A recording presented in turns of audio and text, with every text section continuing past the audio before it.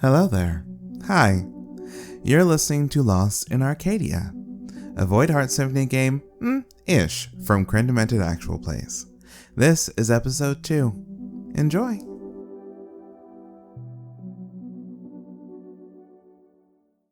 So, it is the first day of school, but unlike many universities where it's just usually classes, there is a sort of like an assembly. It kind of reminds you of high school, where Dean Helena Schleiermacher sort of like walks up to the podium. She's sort of like not an austere woman, but like she's got like very good cheekbones. Her face card is not declined. Um Never declined. It's American Express, baby. Um Platinum. So she is sort of dressed in this very like deep gray suit, which is kind of weird because you never like see someone like with like a blonde, like a sort of blonde or like with blonde highlights in the hair in gray. It's a little unnerving. Her like sort of like brunette hair with like very heavy blonde highlights that look very professionally done is in like a very tight, like not like kind of loose bun, and like she has like these sort of like red pair of like cat eye glasses as she sort of clears her throat. Thank you, all of you, for being here today. As much as I would love to be the fun and happy dean and talk about very easy and simple things, unfortunately, classes will be canceled for the rest of the week.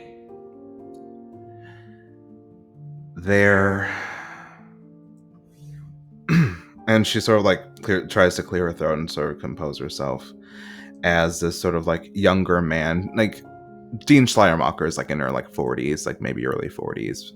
She sort of like clears her throat and she's sort of like composing herself. Like she kind of like brings a hand to her face, and you kind of see like these like very like lovely like metallic red nails that sort of like shimmer in the light. The only like they match the glasses. Like it's weird why she went with a gray suit today. Well, maybe not with what is about to happen. One of our prospective students was found in I can take it from here, Dean, if you don't mind. And you sort of like see this sort of like younger man, like maybe 30s, with sort of like this sort of like blonde, it's not a quiff, but it's sort of like a bit of like kind of like a flopped over, like he hasn't like slept in a bit.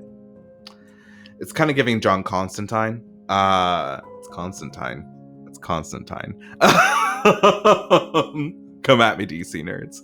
Not me doing the thing that I always do is like I pick a fight with a random person that may or may not be listening to this fucking podcast.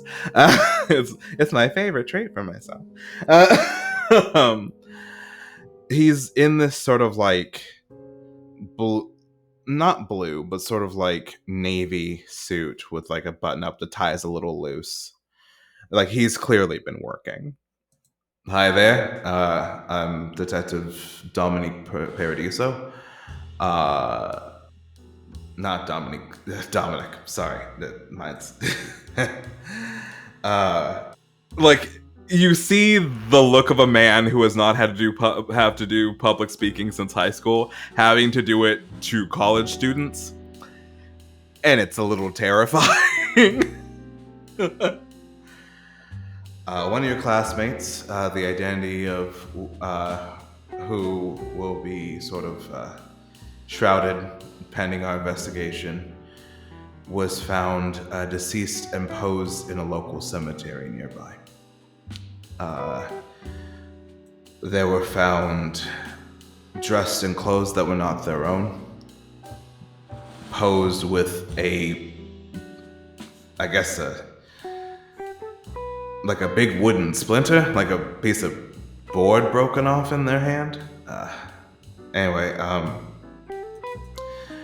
as this is a tragedy and we are looking into it, we will give everyone the moment to grieve and move forward. And if you need to talk to anybody, counseling hotlines will be made available to you. Numbers and flyers will be posted. And if you have any like tips to share with the New Haven Police Department, yeah. I'm sorry for your loss. And he just pieces out. He did his job. And Dean Schleiermacher is like, that is the Haven Rock, the police department. Sorry. Detective Paradiso is quite rattled, as all of us are. I'll make myself personally available for anyone who would like to talk. But be safe.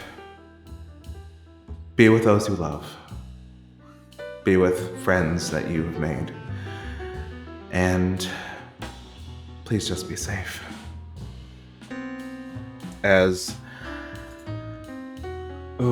Let's see. How are y'all feeling with this news? Are there any moves that you would like to do? Are there any sort of like roles that you'd like to make with this news? It seems kind of haphazard, honestly. Not even telling the name of the deceased. And what do you mean posed in a cemetery with a big piece of wood in their hands? What do you mean? How are y'all feeling? Is the assembly still like mostly assembled? Have people started leaving? I think some people have started to leave, like some like the older students, like the seniors and juniors, like, yeah, okay, what the fuck ever. I guess I get a break.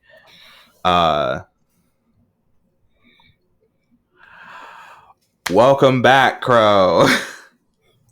You are muted. That took a while to fix.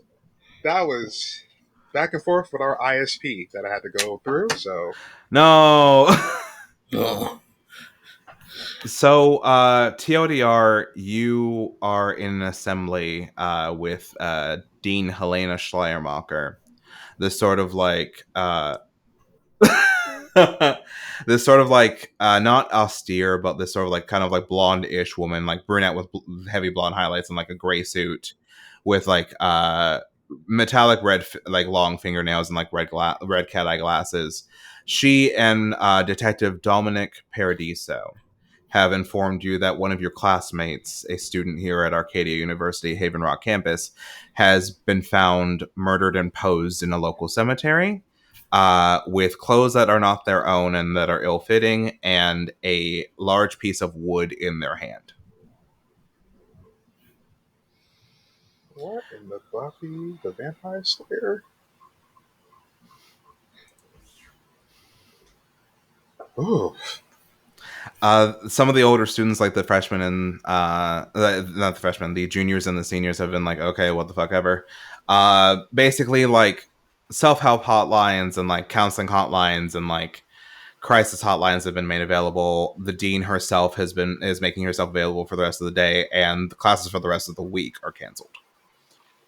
While I am not saying that, no, that's definitely messed up. But that does give me an opportunity to do something now that classes are canceled. Mm-hmm. He's looking around. Does he see anyone he recognizes or? Let's see. I think you do. I think you do see someone you recognize. Mhm. The person from your dream. Shaggy wolf haircut, sort of like standing like near one of the back exits, leaning against one of the walls of this sort of like gym that you're all assembled in. Headphones still on. Purple light sort of like solid instead of flashing as they sort of like look around and they meet eyes with you and they just wink at you before walking away. Beside them is this sort of like taller, like this taller ooh I had to describe this character. What is the vibe for this character? This sort of like taller Greek man, like with sort of like like sort of like shaved sides and like hair and like a sort of like top knot bun, dressed in black as well, sort of like a bit more tactical than whatever the person in your dream was wearing, which is sort of like this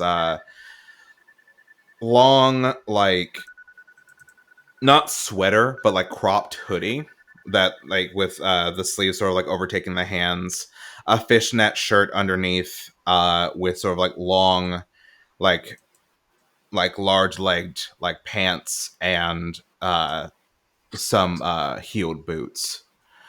The man beside them is sort of like has like his eyes obscured with like sort of like aviator sunglasses. There's like a streak of like gray in his like sort of like beard and stubble.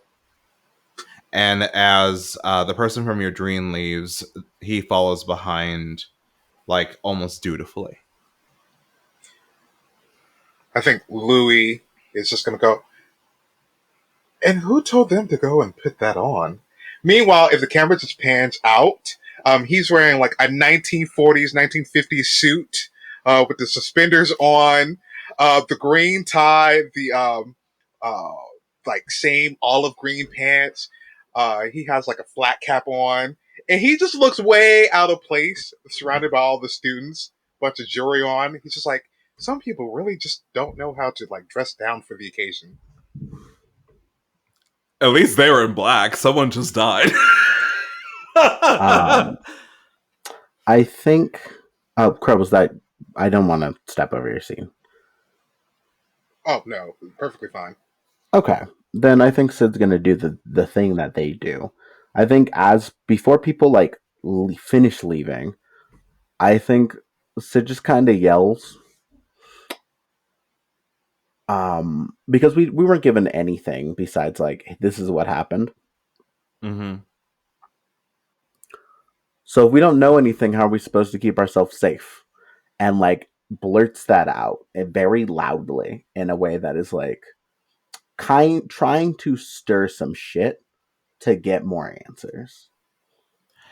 I think Dean Schleiermacher just sort of looks at you like straight on, and it's Walks just eyes like, back, does not back down. and she just goes like, just sort of like, let's talk, you know, like. There's a biting of the lip of resisting the urge to say, nah, share with the class. But she tamps down on that idea and will walk over. Yeah. So as like she sort of like leads you to sort of like a back area, like sort of like the you have like a bit of privacy. As that happens, and Louis, are you attempting to follow these two figures, or what do you want to do, babe? He's gonna follow the two figures from the dream. He's just like, oh, that other thing could be juicy, but like, The one figure from the dream and whoever this other person is. right. As you sort of like move through the sea of people and you sort of like get out of this auditorium, I said it was a gym, don't fucking worry about it. You get out of the doors and they're gone. They're absolutely gone. Xavier, what are you doing? As everyone is sort of like moving out, I'm looking for the person who seems to be most distraught. Because I imagine most of everybody is kind of worried to some extent, but I'm looking for a person who seems like they are like going through it right now. You kind of met this person on move-in day because they're sort of like part of like the little like sort of like small group size that talks to like your schooling like counselor and everything like that. This is Mona. she's sort of like crying, and she's sort of like, but what if it's, and like one of us like, relax, it's okay. Like, we don't know. Okay, we won't know until we know. So my mom always said worrying is praying for bad things to happen. And well, I don't pray, and bad things are happening. Okay. I'm going to approach the group of them, and I'm just gonna say, oh, "Hey, I'm sorry to bother you. That was a lot, wasn't it? Oh, I'm so sorry. I didn't mean to startle you. Sorry, I'm very jumpy. I'm so sorry. You seem so. So, are you okay? Are you okay? Is there something wrong?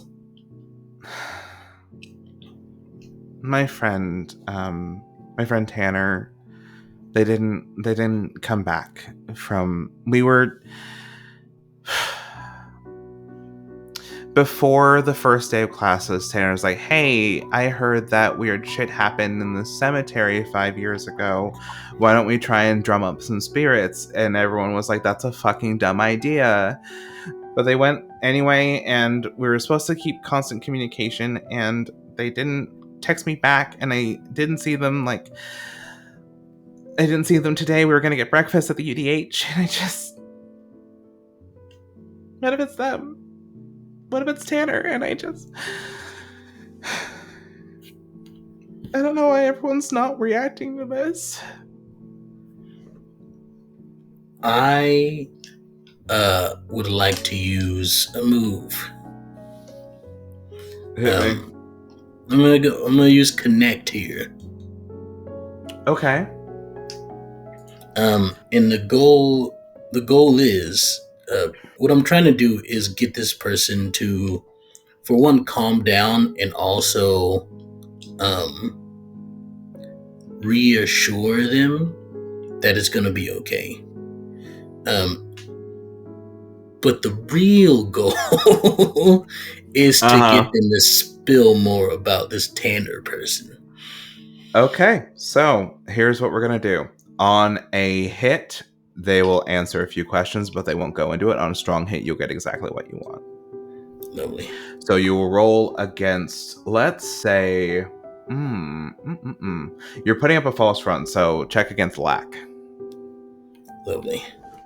And just so I double check here, there's a bunch of black boxes in all these stats here. Are those? And then I had to add, I believe, a couple except in two of them. So do I add that much to the roll, or is it just? No, the amount of boxes you have in that gauge is what you're trying to roll against when you're using your city moves. So you're going to roll 2d6, and let's say you have like a 3 in lack. You want to get at least one of those dice above 3. Gotcha. So I have 2 and everything except blooded in for me. I rolled a 2 and a 6. Okay, so you got a hit. So Mona will answer a few questions, but they're a bit. She's a bit too distraught to spill about Tanner. Got you. So I'm gonna say, well, how long has Tanner been into witchy stuff, like spiritual things or whatever you're talking about there? Like, I don't know, not long, like a few months. Like, they're like this sort of like, it's weird. They came here for like art, right? They wanted to be like an actor, and yet they watch one stupid fucking Disney Plus series, and now they want to be a witch. You know, the media does inspire some. Sorry, not to get into that. Sorry, it's a tough time. Well, I'll get out of here soon. I just want to make sure you're okay, and I'm just trying to understand everything a bit better because we're all sort of on edge about all this, and so if you have some more information, I'd love to hear it. What what was the last time you saw Tanner? Yesterday, we got lunch, and then they were talking about like doing this whole seance in the cemetery, and then all of us were like, that's a fucking dumb idea. Don't do that. Don't fuck around with spirits. Everyone knows that. And they I don't know. Tanner's always been fearless. I just hope that, oh God, I hope it didn't. Oh my God. And Mona's friend's like, okay, I think that's enough. I think I'm gonna take Mona back and be careful, okay? Yeah, you too. And uh, I'll like pull out a a card that probably has my number on it or something. I'm gonna, because I probably carry a bunch of them around. Because hello, streamer. And I'm just gonna hand it to them. I'm just gonna say, hey, if you need any help or anything, give me a call or something. I'm glad to help you all. The friend takes the card and not Mona, and the friend will sort of like look at the card and look at you. Thanks, but I think we're gonna call the police instead of a streamer. And then she sort of like walks off of Mona. As they walk off, you catch a glimpse of someone making their own exit. They're in this sort of like blue dress with this sort of like black like bodice, sort of like long and flowing. Their hair not tied back because it's incredibly short, but a necklace of the crescent moon, like sort of like dangling towards like the like line of their, like the sort of like garment line of their dress. As they sort of look at you, you see Ariadne, and they sort of just tilt their head out of the auditorium and leave. While you decide whether you're going to follow them or not, Sid, Dean Schleiermacher pulls you aside. You know, you got real moxie, kiddo. Yeah, it's. I'm shocked you didn't get a warning about that on my record or anything. Oh no, You I probably did. Yeah, there it is. Yeah, I just don't mind moxie. And she kind of like gives like a conspiratorial smirk at you.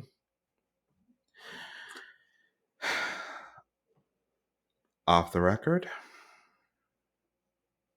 I don't know. I know you're not a journalism student, but I also don't really have people to tell. You're good.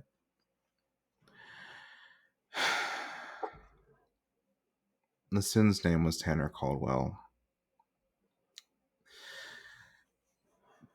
Pretty alright actor with training. They were found. And I want you to roll me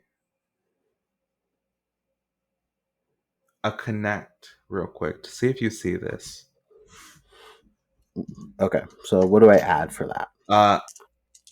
You are going to be rolling against infamy. And how many boxes do you have filled in infamy?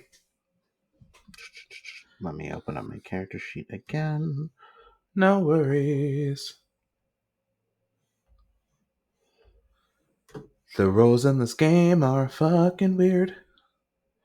Okay. So infamy plus like my mundane stuff. No, you're okay. rolling against infamy. Okay. Oh, so. Okay. So then I have 2 infamy. So you're gonna roll 2d6. You're gonna want at least one of those dies to be above a 2. Oh, don't worry, I got it then. I got a 4 and a 6. Cool, then you got a strong hit, which means you get bonus things. So, Dean Schleiermacher will answer a few questions or do a minor favor that doesn't risk her own standing, but on a strong hit, you can also pick one. They reveal far more than they normally would. They give you access to a restricted location or valuable item, or you hit it off and add them as a minor covenant.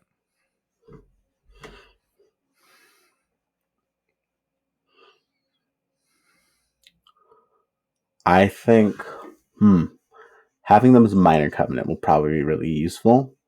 Mm-hmm. To have one authority figure who like gets what I'm about Who is gets it? probably good for me. Yeah. Mm-hmm. So I'm gonna So, let that happen. I'm gonna type the name in the chat.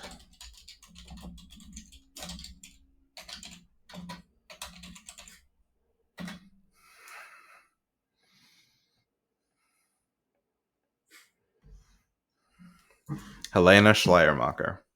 Alrighty. She sort of like folds her arms across her chest and sort of like leans against a nearby wall, and she goes,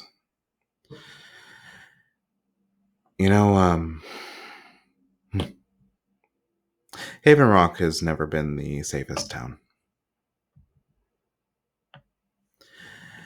I gotta admit, coming back here after a while, I thought that I'd get like a fresh start here. I think we'd all have a fresh start here after everything that transpired, but hey, guess not. A question for you. Sid, are you from Haven Rock, Washington, or are you from out of state?" I don't know if I'm from. I think I'm probably from like Lakewood or Seattle. Washington State's my old stomping grounds. Like me there personally, it's where I was born.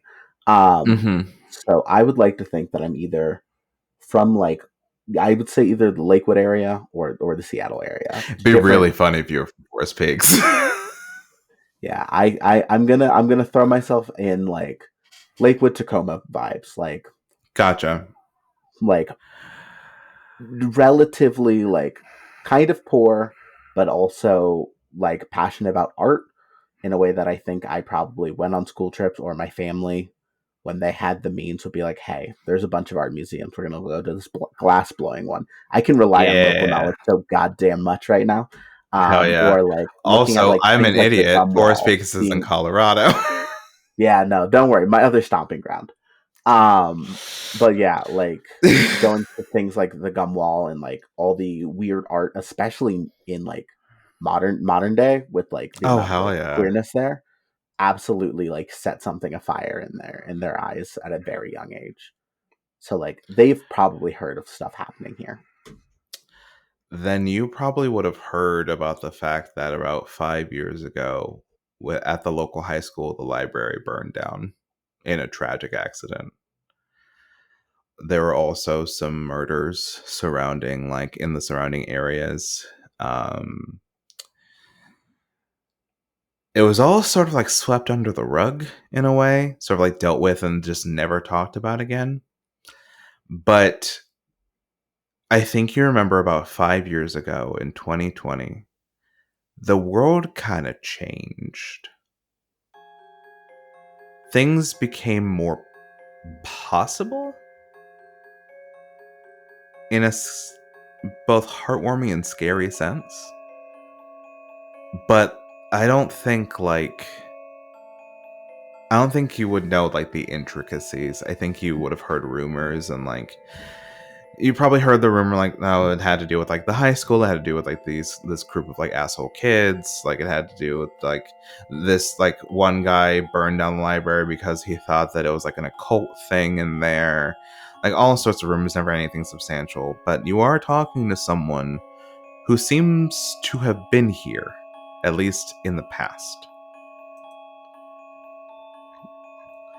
So what are your questions?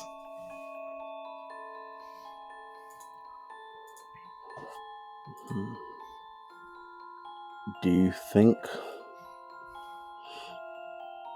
think these things are connected, or is it just this town's just weirdly cursed? I hope not. I And like you kind of like see her drop the facade a little bit. Look, kid, something bad's happening in this town. Something that maybe 5 years ago someone could have stopped, but I guess they didn't.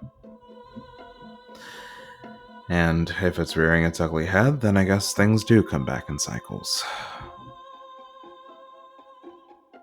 If you need to talk to anybody, she kind of like does a flourish with her hands and sort of gestures to herself. Yeah, I'll try my best to stay out of trouble so you don't have to deal with as much paperwork around me. Mm-hmm. No promises. That's what assistants are for. And she like gives you a wink. I think she gives a bit of a smirk and like, I'm gonna go walk my roommate back to the room because, yeah, she's a little scared. She's jittery. You can kind of tell. No, she definitely someone who hasn't been punched in the face. No offense to her, but like could not take a punch. Probably not. Exactly. Couldn't take a punch. Save her life. And I think like there's just a bit of a laugh of like, Goddess bless her, but feels like seen in this way, at least by someone who like understands her gruffness is not her being like intentionally like this. She is just someone who is just kind of built like this. This is just who Sid is, and isn't it refreshing to have an authority figure go, yeah, I get it. That's that without like being like, oh, this kid's there's something wrong here. So I think like kind of walks away feeling at least a little bit more secure in that, and also it's just there's a phrase that I dare use, which is like make racism work for you. Like she is a big kind of scary and intense looking like black woman. Mm-hmm. And like she knows that means people aren't gonna try her, and if that also means her roommate, she's going to scary dog for, and just kind of have that energy of like, do you want to try to mess with her because it's a roommate either way. Like she's protective even if she doesn't say things about it. So let's follow you. Let's continue with you for a second as you walk Jessica out, because this is specifically for you and Crow. As you walk Jessica out, and Jessica's like, oh my gosh, sort of like rambling, like sort of like getting like all her internal thoughts externalized so that she doesn't have to think about it. As you walk past, you see Detective Paradiso sort of like light up a cigarette and go, fuck. As you see sort of like this sort of like, I assume there's like it's sort of like the auditorium is a separate building on the campus, so like there's sort of like a way to like get a car in, or like there's sort of like ways to like sort of like park in like some sort of semicircle before you like go back out towards the campus and out towards the road. Because I know how colleges work, as proved before. Stop questioning me. You see this sort of like kind of luxurious, not luxurious, but very nice black car with the word as an acronym Obsidian painted on the hood. As stepping out is this sort of like 5'7", sort of like mixed, like kind of like almost white passing young woman, a bit older than when we saw her last, with sort of like curly, her hair and like her natural pattern, so like kind of curly, a bit like dark with like the vestiges of blonde that remained, like sort of like that sort of like faded. It kind of looks like highlights, but it's really just like fading out, and like her like natural hair is growing out. She is dressed in like this sort of like white button up with like the sleeves rolled up, with this sort of like neck like badge and name tag, taking off like these sort of like very not expensive but very nice like designer glasses. as she like sort of like walks up to Detective Paradiso, and Dominic's like, "Fucking, what do you want?" Hi, uh, Agent Talia Anton Cook.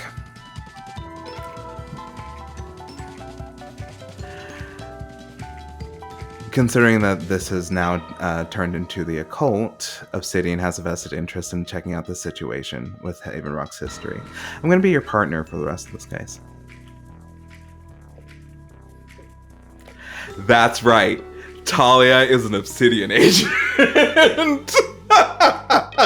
Shouts out to the promotion, I guess. Spoiler alert, she was in deep cover this entire time.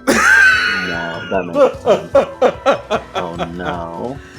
Spoilers for Haven Rock Part 2 that has not been recorded yet. You will figure out that Talia has been in deep cover as a rookie Obsidian agent this entire time, watching over not only y'all, but the starts of Arcadia in Forest Peaks. And that's why she acted like she was dumb. Oh boy. Okay.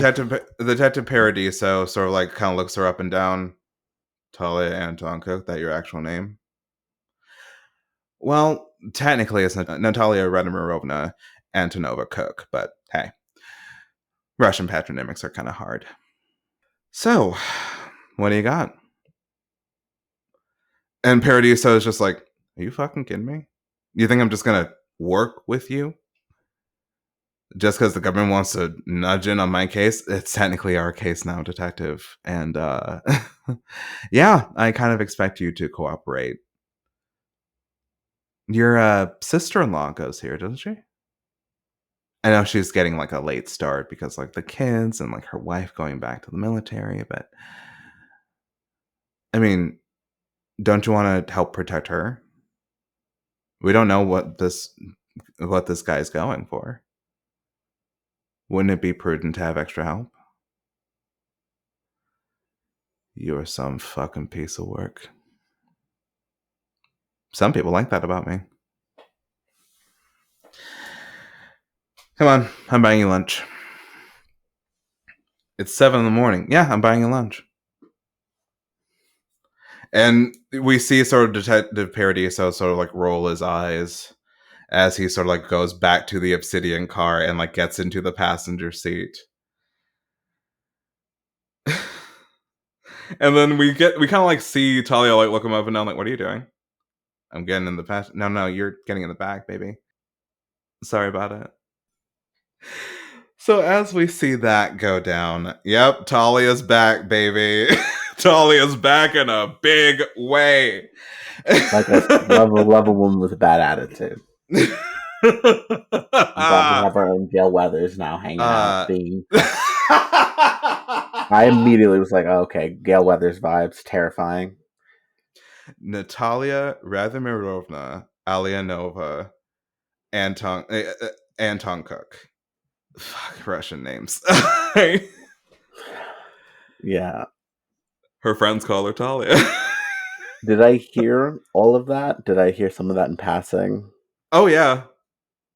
Cool. Yeah, okay. So I think hearing that there's like, it sounds clandestine. It sounds like there's like way bigger shit here. And I think like I just I think as I'm writing things, I like try my best to take a couple of notes on my phone. Jessica doesn't notice, she's just rambling away. Yeah, I think as I'm listening to Jessica, and I think like every once in a while, there's that thing of like starts like doom spiraling. It's like no, you're fine. Like you're liked, you're popular, you go places in groups, and if you can't do those things, just text me. I think I'll be fine walking out of class. If I walk back in, no one's gonna care. It's fine. I'm gonna care. It's fine arts. It's fine. If I miss like 10 minutes of a fine arts lecture, it's whatever. It's not a big deal. I'll make sure you get to class. It's fine. Do you want me to have notes prepared for you? Just in case. there is like a shrug of like, if you want, I'm not going to stop you, because normally it's only been a day or like a few days of like sort of cohabitating. She already knows that if Jessica's asking a question like this, the answer is less yes or no. It's, are you going to fight me when I, like, it's going to happen. It's just how resistant are you to the idea? So I think there's already the eye roll of like, I know you're going to do it anyway. So sure. Then I hope you like color coding. Of course. Do I get my own highlighter color? What color do you want? She said it sarcastically, so I think she's taken a second by the genuine response and goes, green. I like green. And like gestures to her like dyed green locks. Yeah. I think I can do green. I know that Louis is like a forest green.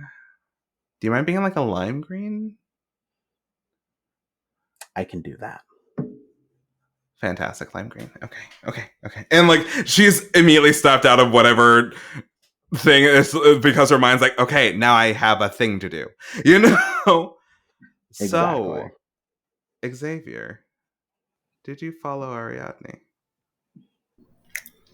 I have to. I have to. There's no other choice but to do so. So I do. Ariadne's sort of like sitting next to a fountain, sort of like not like on the fountain because like the water's going, but like just next to it, sort of like reclining back, like legs crossed over one another. They look witchy here in a way that they didn't when you met them. They're not like really focusing on anything. They sort of just like have like their like head like rested on like a hand with their eyes closed as they sort of like listen to the sound of the water. But as you approach, their eyes open. Wasn't sure you're gonna follow me. Oh, with as inviting invitation as you gave, couldn't pass it up. Get enticed by witches often. Yes, it runs in the family. To put Dare on blast, Dare is like, oh well, and raise their hand. Look, I had to for the bit. It was too funny not to. One of these days, I am going to record video as well. One of these days. Look, I'm cooked the day you record video. My face reveals too much, and I'm too. I know what I am. I just love the gaggery of your reactions, honestly, especially gross. But in their other hand, Ariadne is sort of like playing with their vape. Could you repeat the last line before I call it out, Dare? Xavier just sort of like thought for a second and said, I guess it runs in the family. Damn.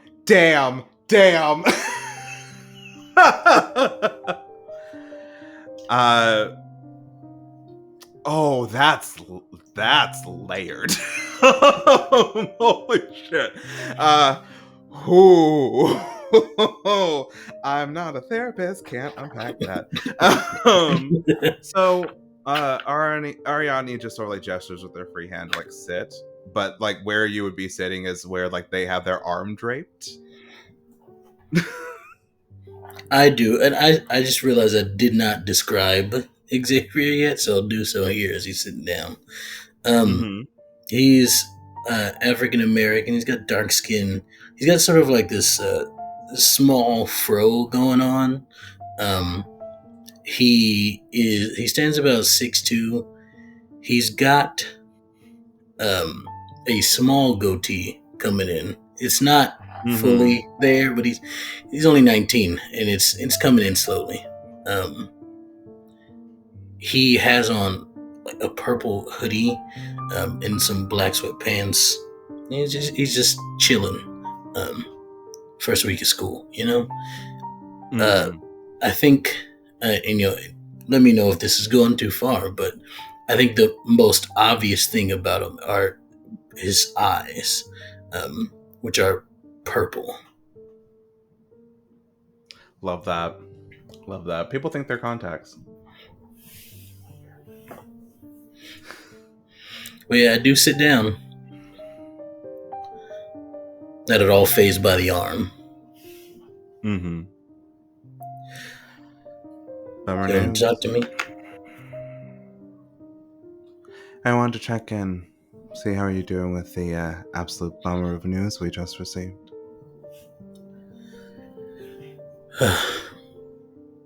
In some ways, I couldn't care less, quite honestly. Other ways, I cared too much. Yeah, okay. You cared too much? More so in the way that there's a wolf in the hen house. I don't want to be one of the hens. Would you rather not share with another wolf? Wolves are pretty territorial. So what are you? And Arnie sort of like moves their arm as they sort of like lean into you. Wolf, hen, or something else entirely? I'm a bit more cold-blooded and open-minded. Hey, that I can work with. And you're not 100% sure if they're joking.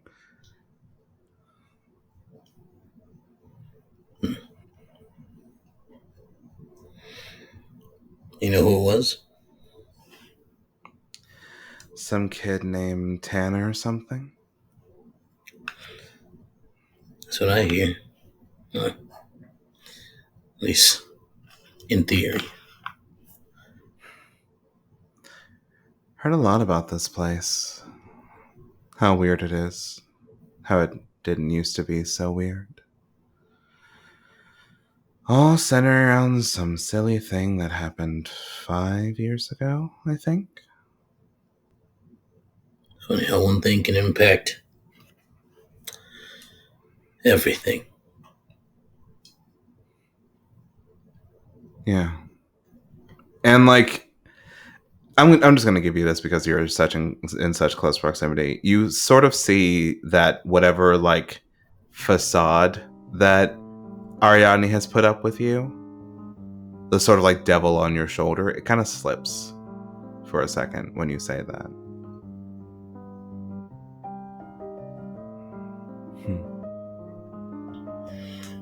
I guess there's layers to you too. Why are you mad I'm not transparent? I think it's more fun to not be, isn't it? Well, I certainly don't look like a ghost, do I? Oh, but you seem to see straight through me. Maybe. Or maybe I have enough wit to pull a very convincing bluff. Guess we'll have to figure that out, King. As they sort of like stand and sort of like stretch their shoulders a little bit as they sort of like look towards the fountain once more. You doing anything tonight? No, canceled the stream. Bad news at the college I'm at, so. Guess I'll have you all to myself. If you can find me. More like if you can find me. And Ariadne walks away.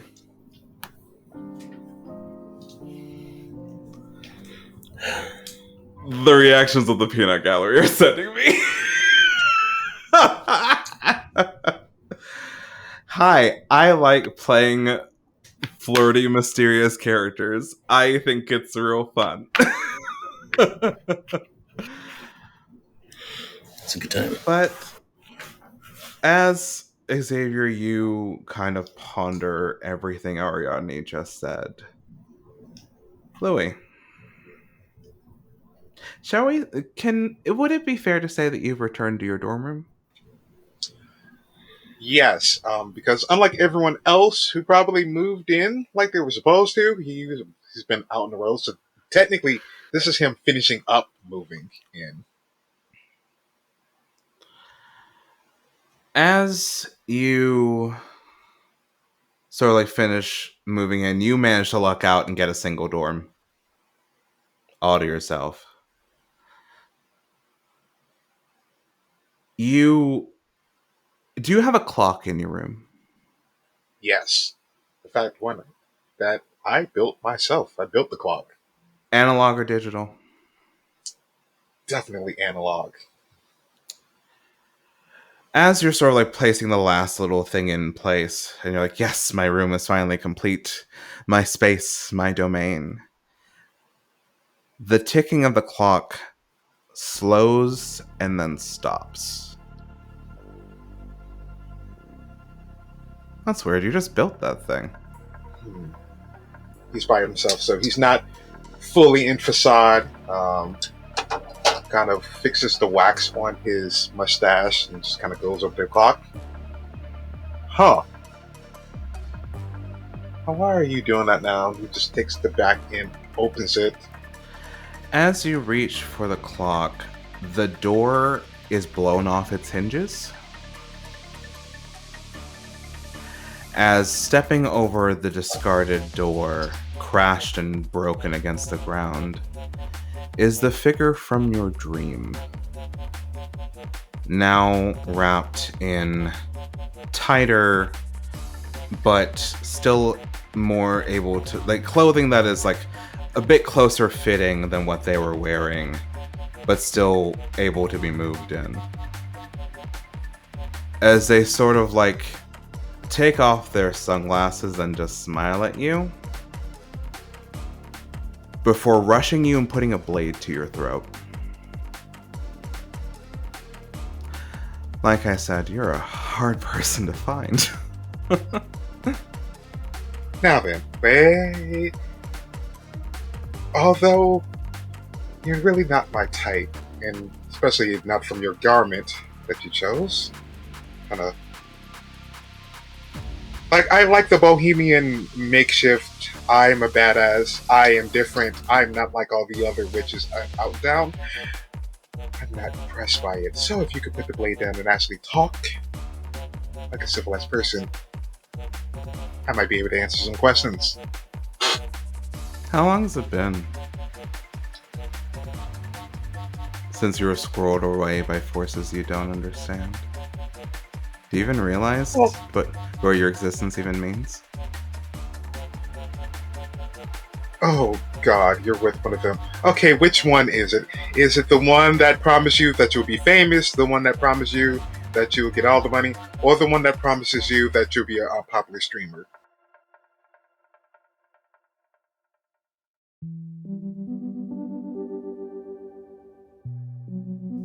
Thank you for listening to this episode of Lost in Arcadia, a Void Heart Symphony game, ish, for Gren Demented Actual Plays. The first 10 episodes were recorded in Wave Room, with future episodes recorded in Riverside.fm and edited in Audacity.